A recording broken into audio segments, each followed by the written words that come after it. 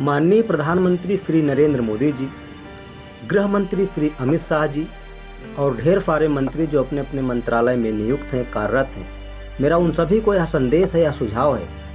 कि किसी भी देश की असली ताकत उसकी सेना या फिर उसके बड़े बड़े भवन नहीं होते, बल्कि उसकी असली ताकत उसकी अर्थव्यवस्था, कानून व्यवस्था और शिक्षा व्यवस्था होती है। और ध्यान देने वाली बात यह है, जब अर्थव्यवस्था मजबूत होती है ना, तो युवाओं को रोजगार मिलता है,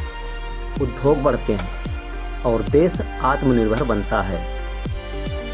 और ध्यान रहे, जब कानून व्यवस्था निष्पक्ष और सख्त होती है ना, तो देश का हर नागरिक अपने आप को सुरक्षित महसूस करता है, अपराध कम होते हैं और न्याय पर लोगों का भरोसा बढ़ता है। और दोस्तों, सबसे महत्वपूर्ण बात, जब हमारे देश की शिक्षा व्यवस्था मजबूत होती है, गुणवत्तापूर्ण होती है, तो केवल डिग्रियां नहीं, बल्कि देश का हर वो बच्चा, हर वो नागरिक एक जिम्मेदार, एक जागरूक और सक्षम नागरिक बनकर तैयार होता है। और दोस्तों, एक सरकार की सबसे बड़ी जिम्मेदारी होती है इन तीनों व्यवस्थाओं को ईमानदारी, पारदर्शिता और निरंतर सुधार के साथ सुचारू रूप से चलाए। लेकिन एक ध्यान देने वाली बात यह है कि देश के नागरिकों का भी फर्ज बनता है कि देश को मजबूत बनाने में अपनी महत्वपूर्ण भूमिका निभाए। देश के सभी मंत्रियों से रिक्वेस्ट है, विनती है कि एक मजबूत अर्थव्यवस्था हमें समृद्ध बनाती है, मजबूत कानून व्यवस्था हमें सुरक्षा प्रदान करती है और मजबूत शिक्षा व्यवस्था हमारा भविष्य बनाती है,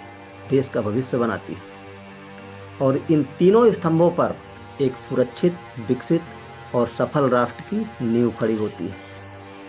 माननीय प्रधानमंत्री श्री नरेंद्र मोदी जी, अमित शाह जी और ढेर सारे मंत्रीगण,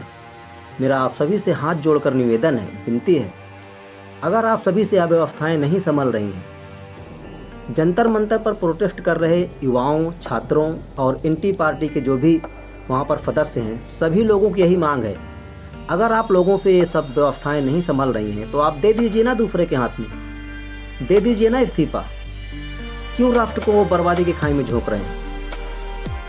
दोस्तों, मिलता हूँ आपसे अगले वीडियो में, तब तक के लिए आप सभी को नमस्कार।